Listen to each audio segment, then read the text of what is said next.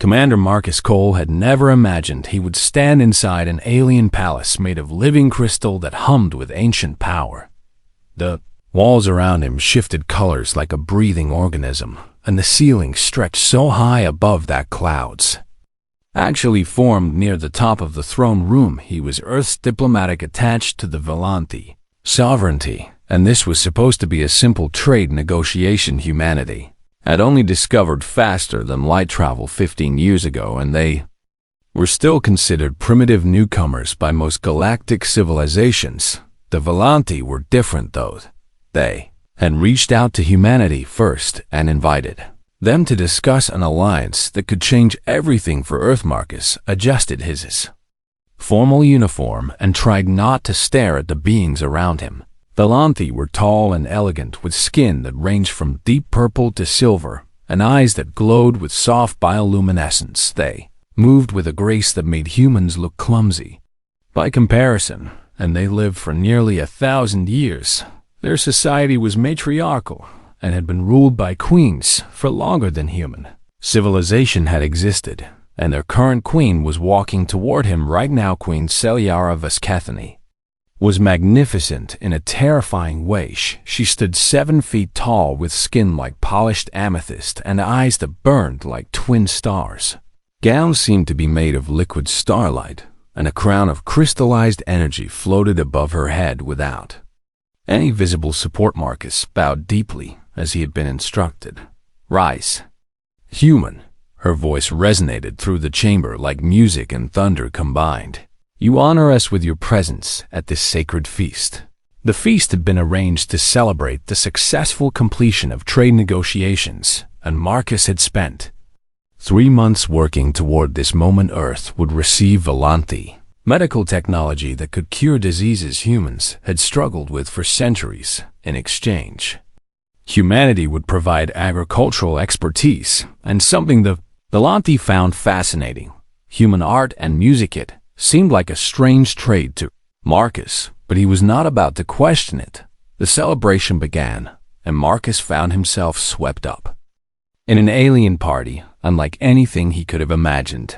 There was food that tasted like colors and drinks that made him feel like he was floating among stars. The Volanthi danced in patterns that seemed to bend reality itself, and their songs made his heart ache with emotions he could not name. Then the queen approached him personally. This was unusual, and Marcus noticed how the entire room seemed to hold its breath. "Commander Cole," Celiara said, "you have impressed me these past months with your dedication and your curious human spirit." "Thank you, Your Majesty," Marcus replied carefully. "It has been an honor to work with your people. I wish to bestow upon you a great privilege," the queen continued, "one that no outsider has ever received." She gestured, and a servant approached carrying a chalice made of the same living crystal as the palace walls. The liquid inside glowed with soft golden light. "The chalice of ascension," Celiara explained. "To share this drink is the highest honor in Volanthi culture." Marcus felt every eye in the room upon him, and he understood that refusing would be a tremendous insult. He watched as the queen raised the chalice to her lips and drank deeply before offering it to him. The liquid tasted like honey and lightning, and for a moment, Marcus felt connected to something vast and ancient. Room erupted in sounds that he realized were cheers and applause. He had done it. The negotiations were complete, and humanity had a powerful new ally. Marcus returned to Earth's embassy compound that night feeling triumphant. Sent his reports and prepared for his journey home. Everything had gone perfectly, or so he thought. 3 weeks later, Marcus was summoned back to the palace with an urgency that made his stomach twist with worry. Had something gone wrong with the trade agreement? Had he accidentally offended someone? Nothing could have prepared him for what awaited him in the throne room. Queen Celiara sat upon her throne, but she looked different somehow. There was a glow about her that had not been there before, and her hand rested upon her abdomen in a way that made Marcus suddenly very nervous. "Commander Cole." Her voice was cold now, completely different from the warmth she had shown at the feast. "Do Do you understand what you have done? I am afraid I do not, Your Majesty, Marcus answered honestly. The chalice of ascension, she said slowly, is not merely a ceremonial drink. Marcus felt the blood drain from his face as understanding began to dawn. It is a sacred fertility rite. Celiara continued. When two beings share the chalice, they are bound together, and the blessing of our ancestors ensures conception. That is impossible, Marcus whispered. Humans and Volanti are completely different species. So we believed. The queen replied, and now there was something strange in her voice, something almost like wonder beneath the anger. Yet my physicians have confirmed it 3 times now. She stood and walked toward him, and Marcus resisted every instinct, telling him to run. I am pregnant. Commander Cole, Celiara announced, and you are the father. The words echoed through the chamber like a death sentence. This has never happened before, she continued. In 10,000 years of Volanti history, no outsider has ever successfully bred with our kind. Your Majesty. I had no idea, Marcus began. I never intended. Your intentions are irrelevant. The queen cut him off. What matters now is the law. She gestured, and guards moved to block every exit from the throne room.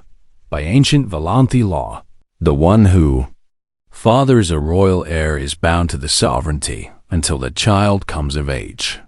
Celiara declared, You cannot leave this world. Commander Cole, Earth will not accept this, Marcus said. Finding his courage, they will demand my return.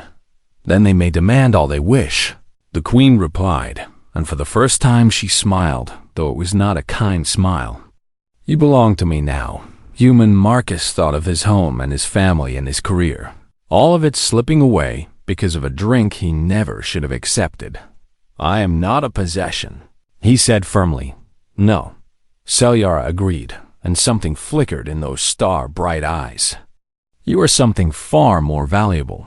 She turned and walked back to her throne. You carry the future of 2 species in what grows within me, she said. You will stay because you must. Earth's diplomatic channels exploded over the following days. Demands were made and threats were issued, and negotiations were attempted.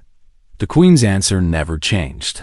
He stays. Marcus Cole had come to the Volanti. Sovereignty as a diplomat seeking alliance. Now he was a prisoner in a palace of crystal and light, bound by laws older than human civilization to a queen who would not let him go. And somewhere in all of this madness, something impossible was growing, something that would change both their species forever. Asterisk. The rooms they gave Marcus were beautiful beyond anything he had ever seen on Earth crystal. Walls that sang softly when touched, and furniture that seemed grown rather than built, and windows that looked out upon alien gardens filled with flowers that glowed in the darkness. It was a prison made of wonder, and he hated every moment of it. 3 months had passed since the queen declared him bound to the sovereignty, and Marcus had not been allowed to speak with anyone from Earth. His communications were monitored, and his movements were restricted, and guards followed him everywhere he went. The Volanti servants treated him with a strange mixture of curiosity and contempt. To them, he was an oddity, a primitive creature from a backwater world who had somehow managed to do the impossible. Some whispered that he had used human trickery or dark science to force conception upon their queen. Others simply stared at him like he was an animal in a cage. Marcus refused to let them break him. He began studying everything he could about Volanti culture and language and history. If he was going to be trapped here, then he would understand his captors better than they understood themselves. What he discovered changed everything he thought he knew. The Volanti were dying. Their species had ruled this region of space for over 50,000 years, and in that time they had become isolated and proud and genetically stagnant. They had believed their bloodlines were pure and superior, but that purity had become a curse. Fertility rates had been declining for millennia, and now births were so rare that each one was celebrated across the entire sovereignty. Many Volanti women could not conceive at all, no matter how many times they performed the sacred rituals. The queen herself had been declared barren by her physicians 20 years ago until. Now Marcus began to understand why Celiara could not let him go. This was not merely about law or tradition, it was about survival. One evening the queen came to his chambers unannounced. She dismissed his guards with a wave of her hand and stood in the doorway studying him with those burning eyes. "You have been reading our histories," she said. "I have little else to do," Marcus replied. "Being a prisoner leaves much free time." "You are not a prisoner," Celiara said. "You are a royal consort. A consort who cannot leave or communicate with his own people," Marcus countered. "That sounds like a prisoner to me." The queen walked into the room, and for the first time, Marcus noticed how tired she looked. The pregnancy was progressing, and it was clearly taking a toll on her. She lowered herself into a chair with none of her usual grace. "Do you know how long I have ruled?" she asked quietly. "Approximately 400 years by Earth reckoning," Marcus answered. 417, Celiara corrected. "And in all that time I've watched my people slowly fade." She looked at him, and Marcus saw something he had never expected to see in her eyes: fear. "When I was young, there were billions of us," she continued. "Now there are barely 800 million left. I read about the fertility crisis," Marcus said carefully. "Crisis?" Celiara laughed, but there was no humor in it. "It is not a crisis, Commander Cole. It is extinction in slow motion." She placed a hand on her swollen abdomen. "This child should not be possible," she whispered. "The chalice ceremony has failed 1,000 times with chosen consorts of pure Volanti blood. Yet it worked with you. Human genetics are adaptable," Marcus said. "We evolved on a harsh world with constantly changing conditions. Our DNA learned to combine with almost anything to survive." "I know," the queen replied. "My scientists have been studying your biological samples extensively. They are amazed by what they have found. So I am valuable breeding stock," Marcus said bitterly. Celiara flinched as if he had struck her. "Is that what you think?" she asked. "Then I see you as nothing more than a means to produce offspring." "What else am I supposed to think?" Marcus demanded. "You have kept me locked away like a treasure in a vault. You will not let me contact my family. You treat me as property." The queen was silent for a long moment. "I do not know how to do this," she finally admitted. "I have ruled alone for centuries. I have never had to consider another person's feelings in my decisions." "Then perhaps it is time you learned," Marcus said. Something shifted between them in that moment. Not forgiveness and not trust, but perhaps the beginning of understanding. Over the following weeks, Celiara began visiting Marcus regularly. They talked about their worlds and their histories, and their hopes and fears. Marcus learned that beneath the cold exterior, the queen was lonely and afraid and desperate to save her people. Celiara learned that humans were far more complex than her advisors had led her to believe. They were not primitive brutes, but a young species burning with potential and determination. Marcus also began making allies among the palace staff. A young servant named Velith was fascinated by human stories and would linger to listen whenever Marcus spoke of Earth. The elderly scholar named Korath respected Marcus's dedication to learning and began teaching him advanced Volanti concepts. Even some minor nobles started showing interest in the strange human who had captured their queen's attention, but not everyone was pleased by these developments. The High Council of the Sovereignty was furious about the pregnancy and even more furious about the growing bond between Marcus and Celiara. Them humans were inferior beings. The idea of a human fathering the next ruler of the Volanti was an abomination. They began meeting in secret. These hardliners who believed in Volanti purity above all else. They whispered about solutions to the human problem. They spoke of accidents that could befall both Marcus and the unborn child. They did not realize that Marcus had friends, who warned him that his life was in danger. Friends who told him that the hardliners would stop at nothing to preserve what they saw as Volanti superiority. Marcus knew that simply trying to escape would not be enough. Even if he made it back to Earth, the Queen carried his child, and he was surprised to discover that he actually cared about what happened. To both of them, he could not run, but he could fight. First, though, he needed to learn exactly who his enemies were and what they were planning. The gilded cage was about to become a battlefield, and Marcus Cole was done being a passive prisoner. Earth had not forgotten Marcus Cole, while diplomatic channels remained frozen and official negotiations went nowhere. Humanity was working on other solutions the United Earth Council understood, something that the Volanti clearly did not.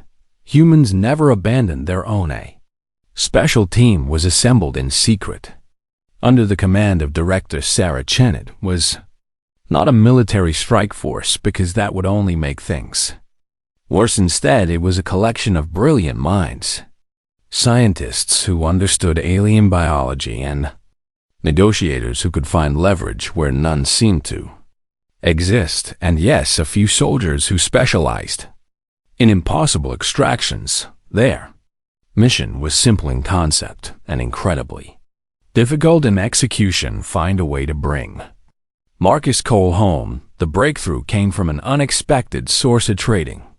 Species called the Nithrak were officially neutral in galactic politics and had commercial relationships with both humanity and the Volantha. For the right price, they were willing to smuggle a small package into the palace. That package contained a quantum communicator disguised as a piece of decorative art. It was delivered to Marcus's chambers as a gift from a minor noble who wanted to curry favor with the human consort. Marcus found the hidden device 3 days later and nearly wept when he heard human voices for the first time in months. Commander Cole, Director Chun's voice crackled through the tiny speaker.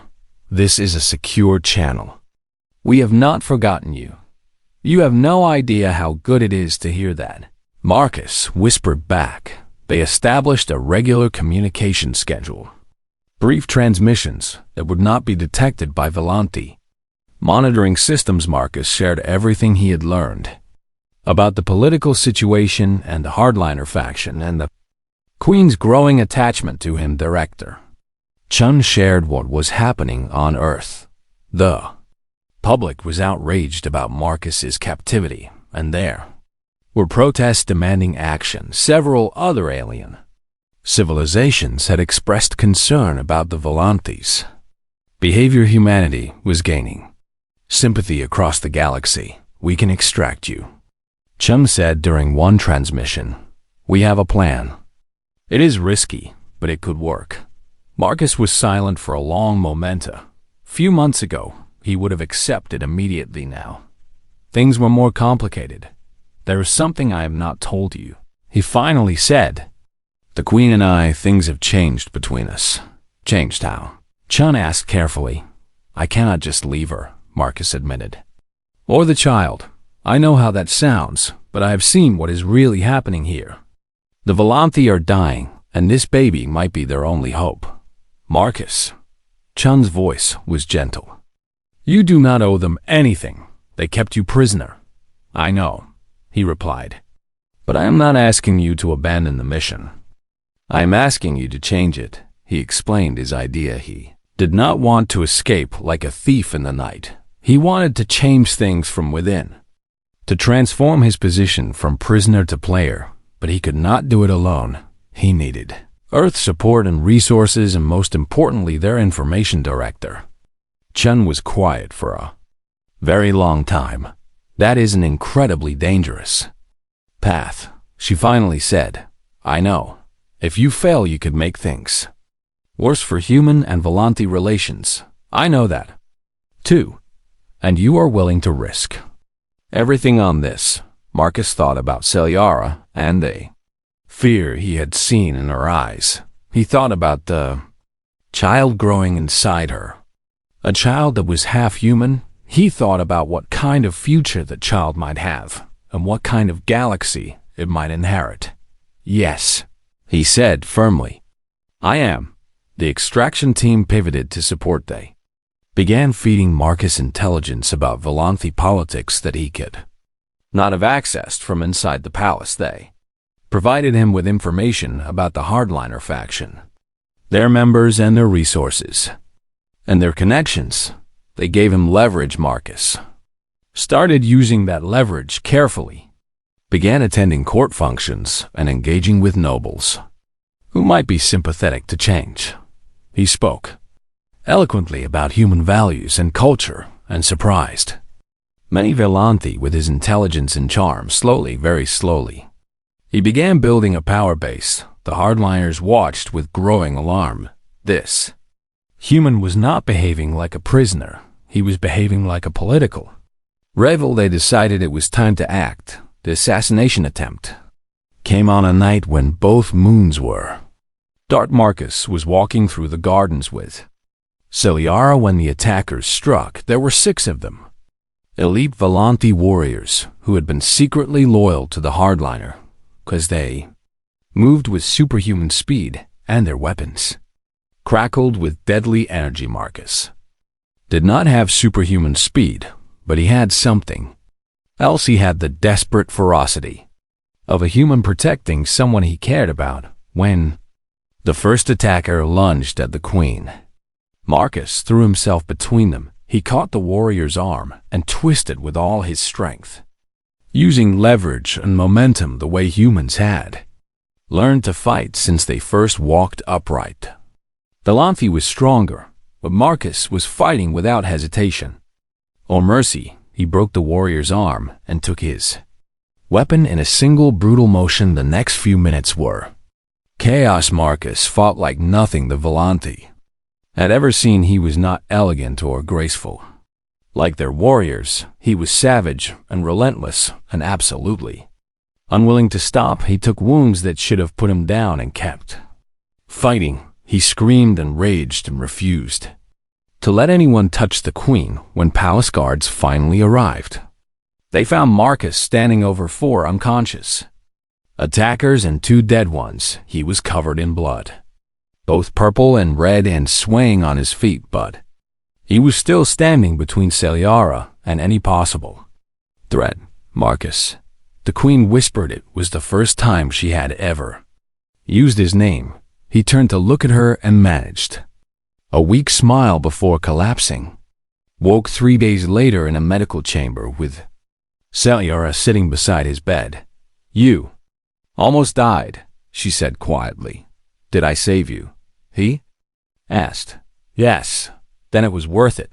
The queen stared at him for a long moment. "Why?" she finally asked. "I kept you prisoner. I took away your freedom. Why would you risk your life for me?" Marcus thought about the question. "Because you are not just my captor anymore," he said. "You are the mother of my child, and where I come from, that means something." Celiara reached out and took his hand.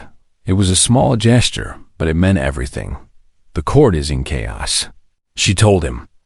"The hardliners have been exposed. Everyone saw what you did, what you were willing to sacrifice." "Good," Marcus said. "Then maybe they will finally start listening."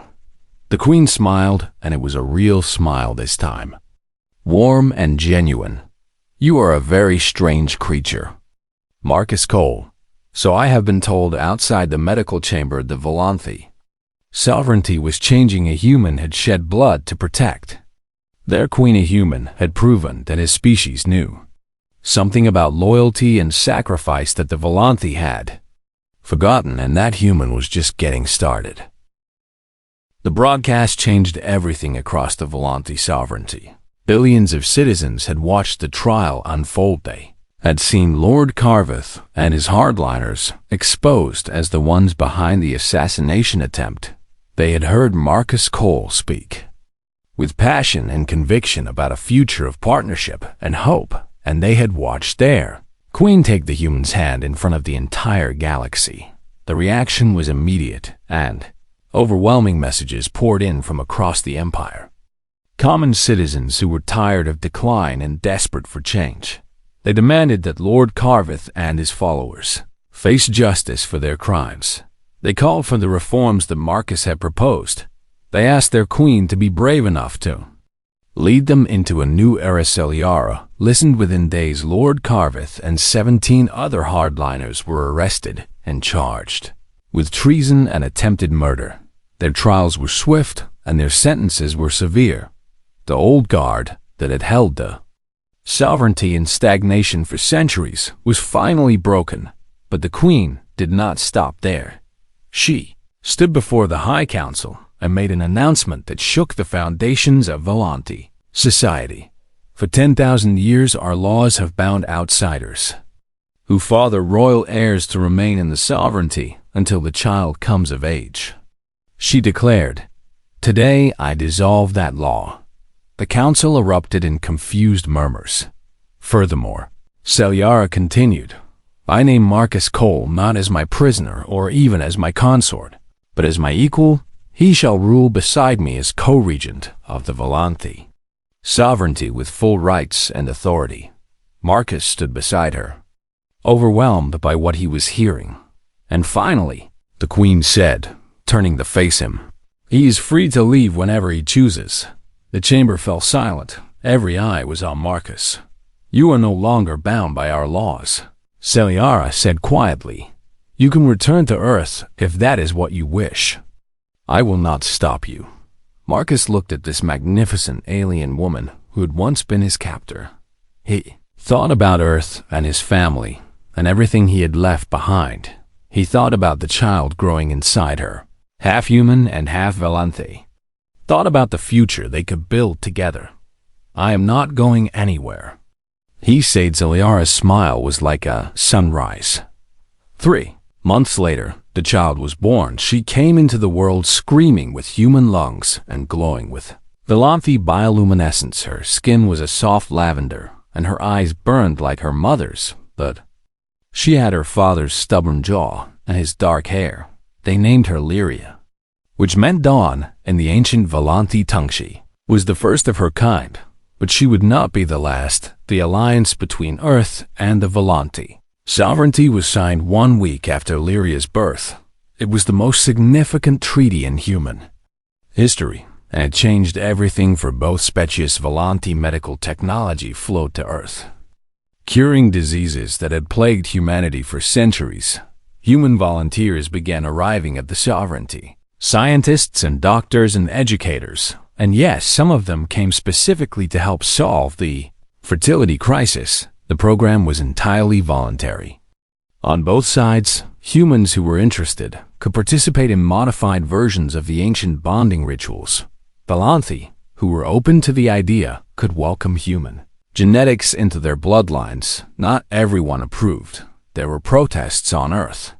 From those who feared losing their humanity, there were Volanthi who still believed in genetic purity and refused to participate. But the numbers told the story. Within 5 years, birth rates across the sovereignty had increased by 300%. The slow march toward extinction had been reversed. Other species across the galaxy watched with amazement humanity. The newcomers that everyone had dismissed as primitive and insignificant had done what no one thought possible. They had saved a dying empire through nothing more than adaptability and stubbornness and an absolutely relentless refusal to give up 10 years after that first fateful feast. Marcus stood on a balcony overlooking the crystal gardens of the Palace. Illyria ran through the flowers below, chasing bioluminescent butterflies with the energy of a human child and the grace of a Volanthi princess. She was beautiful and brilliant, and absolutely fearless. She spoke 3 languages fluently and had already started her formal education in both human and Volanthi. Zalisa Celiara joined Marcus on the balcony and slipped her hand into his. "Do you ever regret staying?" She asked. It was a question she asked occasionally, usually when she was feeling insecure about the path they had chosen. "Never," Marcus answered honestly. "Not for a single moment." They watched their daughter play. "She will face challenges," Celiara said. "There are still those who see her as an abomination, as proof that the old ways are dying." "The old ways were dying long before she was born," Marcus replied. "She is proof that something new is possible, something better." Celiara agreed. A servant appeared at the balcony entrance. "Your Majesties," she announced, "the Earth delegation has arrived for the anniversary celebration." Marcus smiled. It was the 10-year anniversary of the Alliance, and Earth had sent its largest diplomatic mission ever to commemorate that occasion. His sister was among the delegates, along with Director Chun and dozens of others who had worked behind the scenes to make all of this possible. "We should greet them," Celiara said. "We should," Marcus agreed, but he paused for one more moment, looking out at the alien sky with its twin suns and 3 moons. He remembered the man he had been when he first arrived. Here, a simple diplomat from a simple world. He had never imagined that an accident would change his life so completely. He had never dreamed that he would find love with an alien queen. He had never thought he would help save an entire species from extinction. But then again, humans never did know when to quit. They just kept pushing forward, kept adapting, kept reaching for something better. That was what made them human, and it was what made them something the galaxy had never seen before. Marcus took his queen's hand and walked with her to meet their guests. Behind them, the future stretched out like an endless ocean of stars, a future their daughter would inherit, a future that humans and Volanti would build together. It had started with an accident, a misunderstanding, a chalice shared between strangers. It had become a prison of silk and stars. But in the end, it became something far greater. It became hope, and hope, Marcus knew, was the most human thing of all. Everything changed after the assassination attempt. Marcus was no longer seen as a curiosity or an embarrassment. Was now a figure of power and fascination throughout the sovereignty stories, spread across the empire about the human who had fought like a wild beast to protect Queen Celiara. Spoke of how he had taken wounds that would have killed a Volanti and kept fighting. They whispered that perhaps humans were not so primitive after all. Marcus healed quickly. Another trait that amazed the Volanti physicians: human bodies were remarkably good at repairing themselves. A gift from evolving on a world where danger was constant. Within 2 weeks, he was back on his feet and ready to make his next move. "I want a seat at the council table," he told Celiara. They were in her private chambers, and the queen looked at him with something between amusement and concern. "You understand what you are asking," she said. "The High Council has advised Volanti rulers for thousands of years. No outsider has ever been permitted to join." "Then it is time to set a new precedent," Marcus replied. "I am the father of your heir. I nearly died protecting you. I think I've earned a voice in how this empire is run." Celiara studied him for a long moment. The pregnancy was well advanced now, and it had softened her in ways that surprised both of them. "The hardliners will be furious," she warned. "The hardliners just tried to kill you," Marcus pointed out. "Perhaps it is time to stop worrying about what they think." The queen smiled, that new smile, the warm one that Marcus had come to treasure. "Very well," she agreed. "You will have your seat." The announcement sent shockwaves through the sovereignty. A human on the High Council was unprecedented, and many saw it as a sign that their ancient traditions were crumbling. But others saw something different.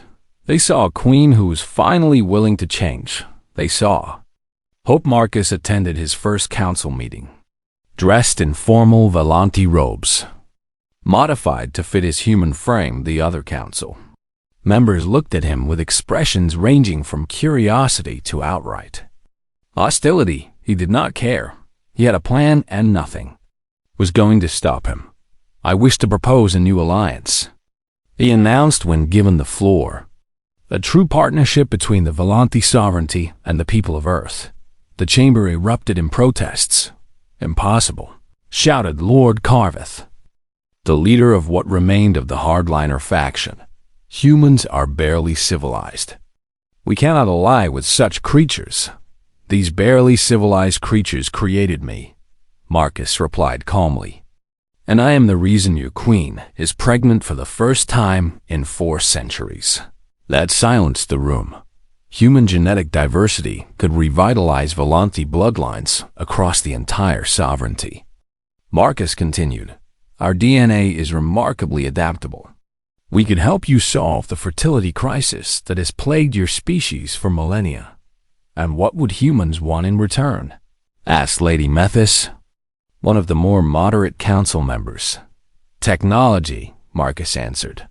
Star maps, medical knowledge. The chance to grow and learn from a civilization far older than our own. You are suggesting we breed with humans, Lord Carveth said with disgust. That we dilute our pure bloodlines with primitive genetics. I am suggesting you survive, Marcus shot back. Your pure bloodlines are killing you. Every generation there are fewer births. Every century you lose more of your population.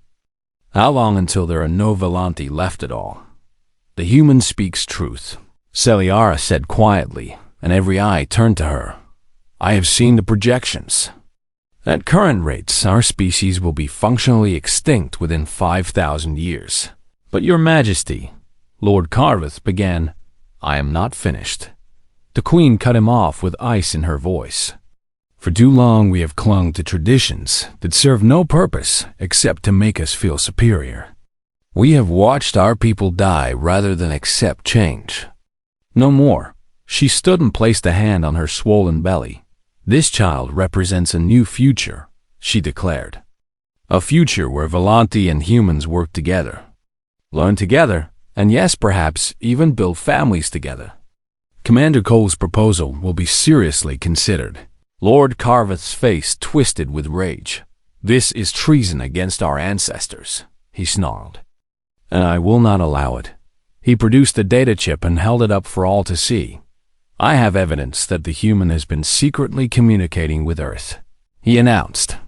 He has been feeding them intelligence about our defenses and our weaknesses. He is not a consort. He is a spy preparing the way for an invasion. The chamber exploded and the Chaos Guards moved toward Marcus with weapons drawn. Is this true? Lady Methys demanded. Marcus knew that denying it would only make things worse. He had been caught. And now he had only one option left. Yes, he said loudly enough for everyone to hear. I have been communicating with Earth. The noise in the chamber doubled, but not to plan an invasion. Marcus continued, raising his voice even higher. To build a bridge, he reached into his robes and pulled out the quantum communicator. Before anyone could stop him, he activated its broadcast function. This device is now transmitting to Earth, he explained, and through Earth's relay network to every species in the galactic community. They can all see and hear what happens in this chamber. Lord Carveth went pale. You would not dare, he whispered. I already have, Marcus replied. So let us have this trial properly. Let the galaxy see how the Volanthi sovereignty treats those who try to help them. He turned to address not just the council, but the countless beings watching across the stars. My name is Marcus Cole, he began. I am a human, a species that discovered faster than light travel only 15 years ago. I came to the Volanthi as a diplomat seeking friendship, and through accident and circumstance I became something else entirely. He spoke of everything that had happened, the chalice ceremony, and the pregnancy and his imprisonment, dying Volanthi species and their stubborn pride, the hardliners and their assassination attempt, and through it all, he spoke of what he had learned. Humanity is young, he said.